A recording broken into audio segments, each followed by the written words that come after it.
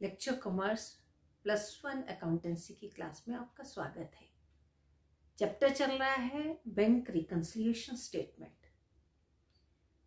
पिछले लेक्चर में हमने देखा कि जब हम कैश बुक के बैंक कॉलम के डेबिट बैलेंस से हम क्वेश्चन स्टार्ट करते हैं तो उसको कैसे हम ट्रीट करते हैं। आज हम स्टार्ट करेंगे बैंक कॉलम के कैश बुक के बैंक कॉलम के क्रेडिट बैलेंस से, मीन्स ओवरड्राफ्ट वाली पोजीशन, ओवरड्राफ्ट वाली स्थिति, ओवरड्राफ्ट वाली सिचुएशन। तो हम देखेंगे कि हम पहले तो मैं अभी कोई क्वेश्चन ऐसे कुछ एक ट्रांजैक्शन लिखी है ताकि आपके दिमाग में वो क्लैरिटी हो जाए क्योंकि कुछ एक ये अभी तक मैंने आपको करवाई नहीं, तो ये पहले इनको देखेंगे फिर हम एक न्यूमेरिकल प्रॉब्लम पे चलेंगे। तो credit balance as per cash book, cash book का मतलब bank column of cash book, इतना हमेशा ध्यान रखना है। जब भी हम बीआरएस का क्वेश्चन करते हैं तो कैश बुक के बैंक कॉलम और पासबुक की ही बात रहती है। तो अगर ओनली कैश बुक लिखा है तो आपको ये पता होना चाहिए कि cash book means bank column of cash book, cash column नहीं, bank column of cash book. तो क्रेडिट बैलेंस अगर दिया हो तो आपको सबसे पहले यहां पे लिखना है credit balance as per cash book. Debit balance हो तो प्लस में, क्रेडिट बैलेंस हो तो माइनस वाले कॉलम में हम यहां उसका वैल्यू को पुट करते हैं। अब हम एक एक अगले जितने भी ये पर्टिकुलर्स दिए हैं इनको हम देखते हैं। अब मैंने ये जो अमाउंट लिखा है ये अपनी इमेजिनरी है, यहां इस क्वेश्चन से रिलेटेड नहीं है, सिर्फ आपको ये समझाने के लिए कि इस नेक्स्ट ट्रांजेक्शन प्लस वाले कॉलम में जाएगी या माइनस वाले।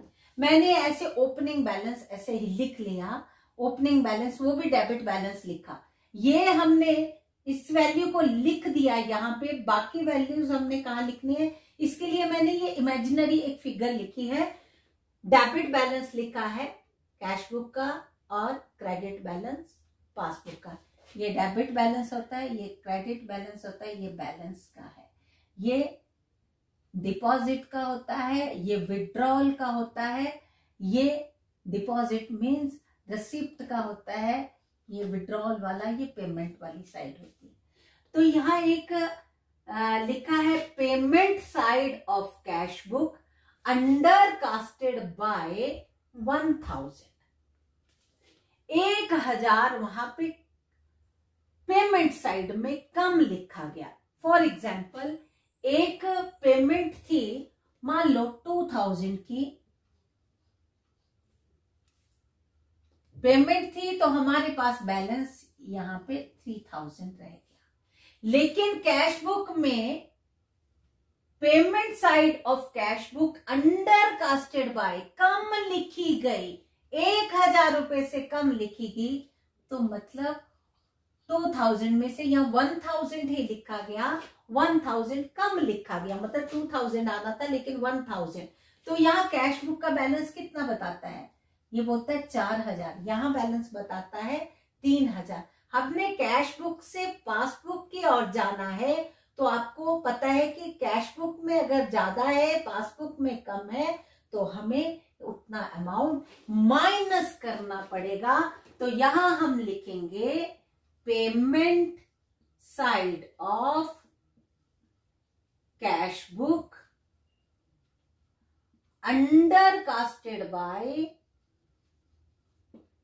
1000, तो माइनस वाले कॉलम में हमने 1000 लिखना है, क्योंकि ज्यादा से कम की ओर जाना है तो हमें माइनस करना पड़ेगा।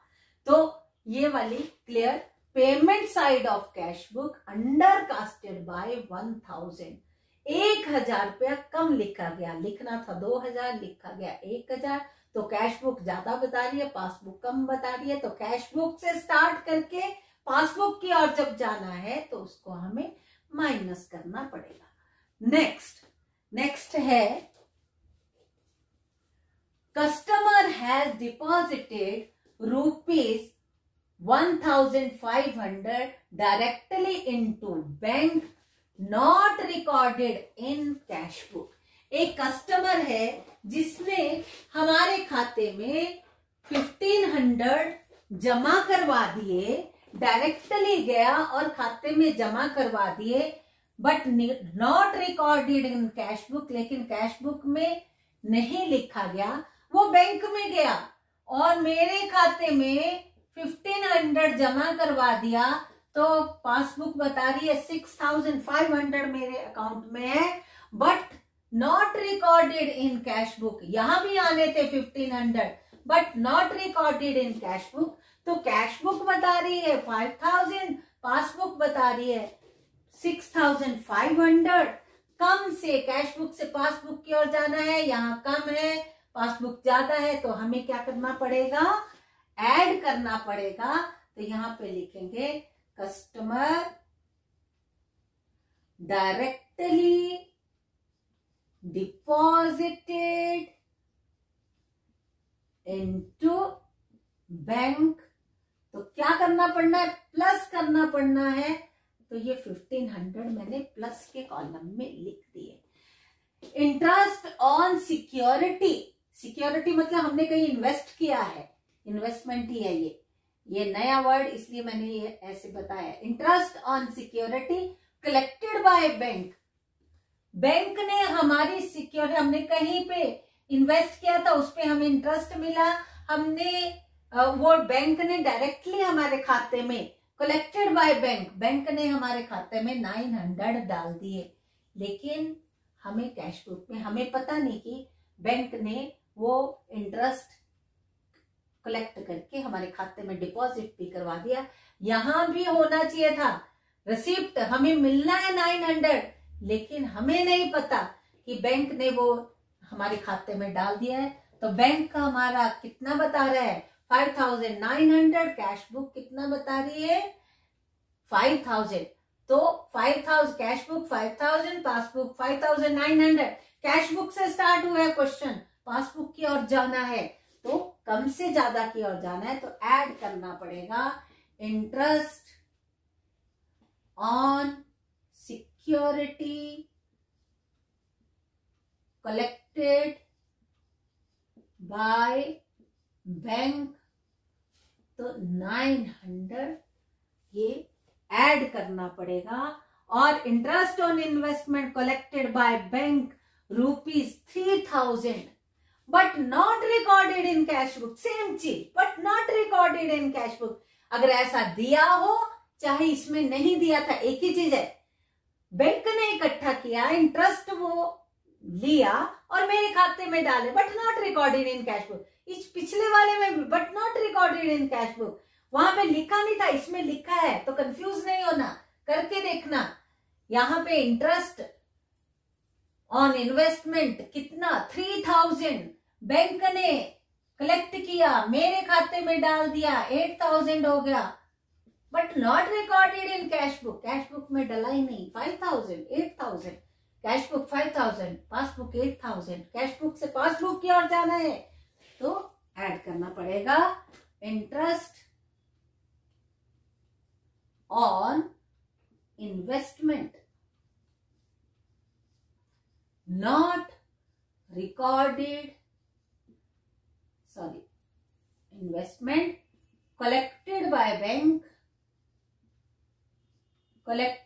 Bank not recorded in cash book लिख सकते हैं, not, but not recorded in cash book, but not recorded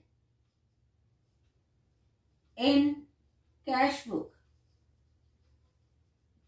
3,000, cash book 5,000, क्योंकि यहाँ पे ऐड नहीं हुआ, but not recorded in cash book, हमें पता नहीं है, कैश बुक में नहीं आया, पासबुक में आ गया, पासबुक 8,000 हो गया बैलेंस, यहाँ 5,000, कैश बुक से पासबुक की ओर जाना है तो 8,000 के बराबर करने के लिए ऐड करना पड़ेगा। अब बैलेंस करने के लिए 11,000 आपको माइनस वाले कॉलम में दिख रहे हैं, यहाँ पे भी इतना ही लिखना पड़ेगा। और इसको टोटल करते हैं हम 0,045, 11,000 में से लेस करेंगे 0,065। तो यहां पे हम क्या लिखेंगे, बैलेंस एज पर पासबुक, और ये 5। जो साइड छोटी बैलेंसिंग का मुझे लगता है आप सबको पता लग ही गया होगा, जो साइड छोटी 11,000 पूरे करने हैं ना नीचे। इसको एक बार वेरीफाई कर लेते हैं। 0,0,6,9, 15, 5, 22, 5, 3, 8, 2, 12, 5, 3, 8, 2, 10, 1, 11, 11,000। तो मुझे लगता है ये छोटी छोटी ट्रांजेक्शन जो मुझे लगता है कि मैंने अभी तक इस लेक्चर में बोली नहीं, फिर भी आपको बता दूं। तो ये अब हम इसके एक सम पे जाएंगे और credit balance as per cash book से स्टार्ट करेंगे। देखते हैं next question, question number 7 V K publisher की बुक में बैंक रिकंसिलिएशन स्टेटमेंट की overdraft as per cash book, मतलब credit balance as per cash book को ही बोलते हैं overdraft as per cash book. करते हैं question number 7। Question number 7, question starts from bank overdraft as per cash book. Overdraft की credit balance as per cash book, उसको बोलते हैं bank overdraft as per cash book. Cash book से start कर रहे हैं। 4 कंडीशंस होती हैं इसमें। Debit balance as per cash book, फिर स्टार्ट होता है पहला क्वेश्चन कैश बुक से जब स्टार्ट होता है तो debit balance as per cash book. Second credit balance as per cash book, जिसको बैंक ओवरड्राफ्ट भी बोलते हैं। 2 हो गए। थर्ड टाइप आएगी आपकी next balance as per passbook. Passbook से स्टार्ट करके कैश बुक पे जाना। जब ओनली ऐसा लिखा होगा बैलेंस एज पर पासबुक तो means credit balance as per passbook. मतलब एक चीज देखने, debit balance as per cash book और credit balance as per passbook, एक ही चीज। दूसरा है credit balance as per cash book और debit balance as per passbook.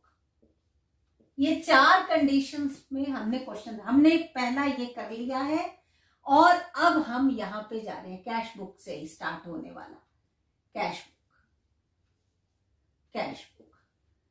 First ये कर लिया है। सेकंड आज हम करेंगे, कल हम credit balance as per passbook करेंगे और फिर एक लास्ट होगा debit balance as per passbook.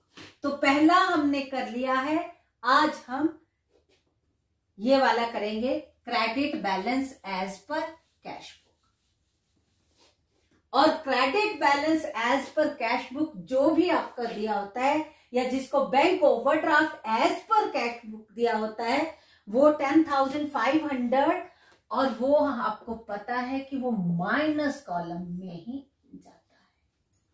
अब मैंने ये वर्किंग नोट आपके लिए जो यहां करूंगी, ये जो फिगर लिखी है 4,000 आपको क्वेश्चन में नहीं है, ये मेरी इमेजिनरी फिगर है आपको समझाने के लिए कि आपको कैसे हमने कैश बुक से पासबुक की ओर जाना है, तो हमने प्लस करना है या माइनस करना है, उसके लिए मैंने अपनी तरफ से ऐसी फिगर लिखी है। आपको उसमें आपको ढूंढना नहीं है कि बुक में ये तो है ही नहीं, ऐसा नहीं है, आपको समझाने के लिए। तो चलो स्टार्ट करते हैं। चेक ऑफ रुपीज, और ये जो बनना है ना, ये जो bank overdraft as per cash book, ये 31 दिसंबर 2010 की स्थिति है। तो हमने 31 दिसंबर 2010 की हमने ये बैंक रिकंसिलिएशन स्टेटमेंट बनानी है।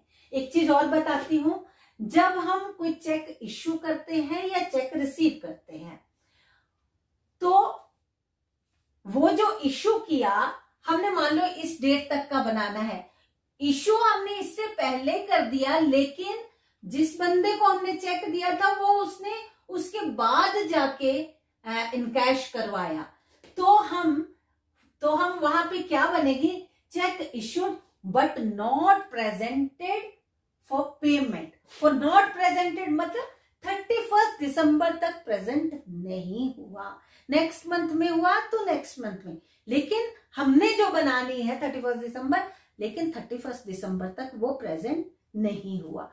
केवल हम चेक रिसीव करते हैं, हमने बैंक में वो जमा भी करवाया, लेकिन हमारे खाते में वो पैसे डले नहीं, मान लो 31 दिसंबर तक नहीं डले, तो हम लिखते हैं check deposited into bank but not yet credited, लेकिन अभी तक हमारे खाते में वो जमा नहीं हुए। कब तक जमा नहीं हुए, 31 दिसंबर तक जमा नहीं हुए।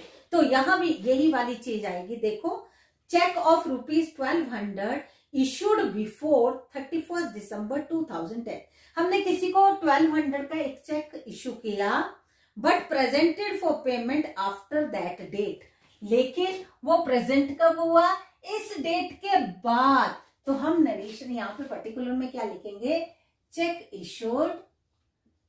Issued but not yet, yet मतलब यट किसके लिए लगता है, 31 दिसंबर तक, but not yet presented for payment,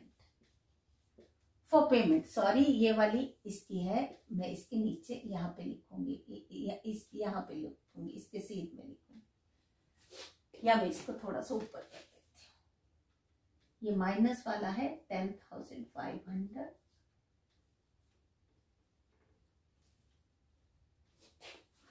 but not yet presented for payment. तो हमें वो 1200 का है, हमने पेमेंट साइड में कैश बुक में जैसे इश्यू किया, हमने वो पेमेंट साइड में शो कर दिया, but not yet presented for payment, लेकिन वो बंदा बैंक में गया ही नहीं और हमारे खाते से वो पैसे कटे नहीं। हमारा ये कैश बुक बता रही है कि हमारे 2800 रुपया हमारे पास है, लेकिन जब यहाँ हमारे 1200 कटे नहीं, तो पासबुक क्या बता रही है, 4000। तो कैश बुक से पासबुक की ओर जाना है, ये 2800, ये 4000, ये 2800, ये 4000, कम से ज्यादा की ओर जाना है, तो हमें क्या करना पड़ेगा, ऐड करना पड़ेगा, 1200 हमें ऐड करना पड़ेगा, क्योंकि हमने कैश बुक से पासबुक की ओर जाना है, कम से ज्यादा की ओर जाना है, तो ऐड करना ही पड़ेगा। नेक्स्ट क्या बोलता है, cheque paid into bank. Paid into bank का मतलब होता है deposited into bank, cheque bank को दे दिया, पेड इनटू बैंक, पेमेंट वाला नहीं है, paid into bank but not collected. यहां पे लिख देते हैं cheque paid into bank but not, यहां भी लगा सकते हैं yet, but not yet collected,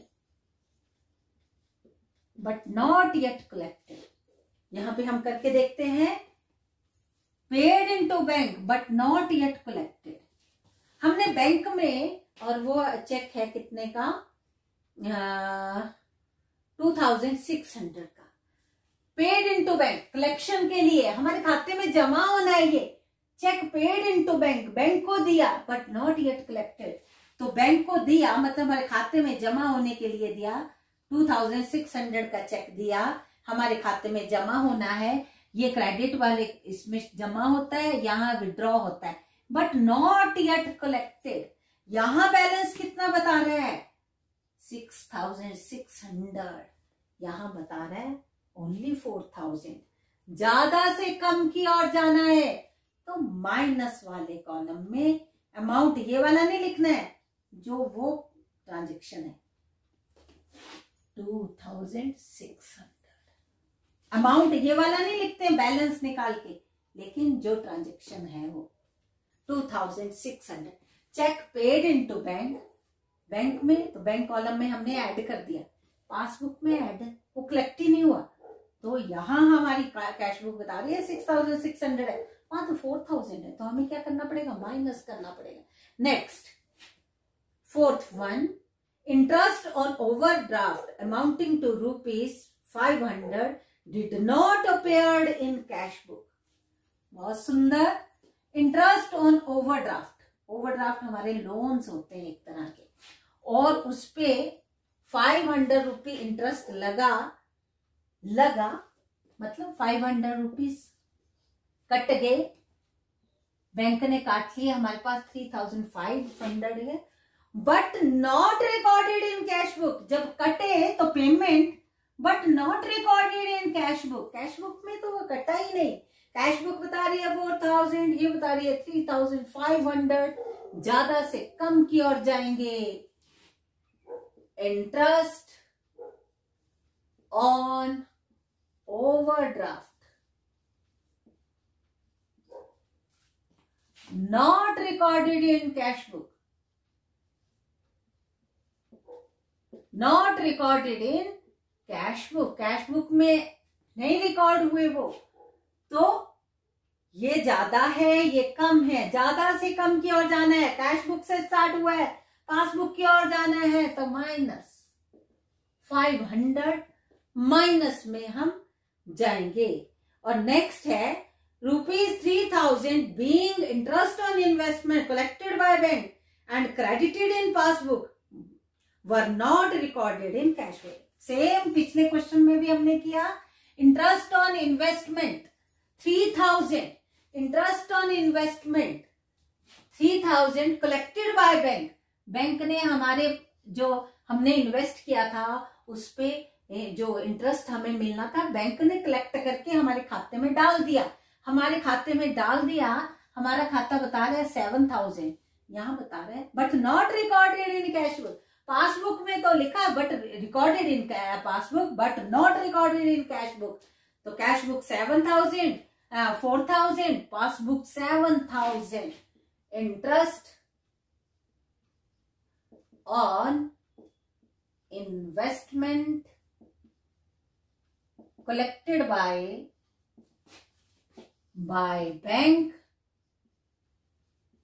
collected by bank, not recorded in cash book,